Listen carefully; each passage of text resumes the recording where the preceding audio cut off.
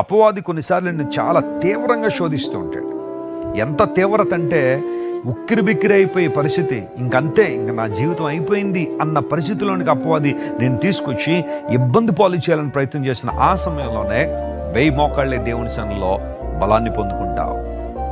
సౌలు చేతిలో నుండి విడుదల పొందిన దినమున దావీదు దేవుని స్తుతిస్తూ రాసిన కీర్తన ఇది. ఎన్నో శ్రేష్టమైన విషయాలు దానిలో మెన్షన్ చేసుకుంటూ వచ్చాడు. నేను మొరపెట్టాను, నా కష్టం వచ్చినప్పుడు, ఇబ్బంది వచ్చినప్పుడు.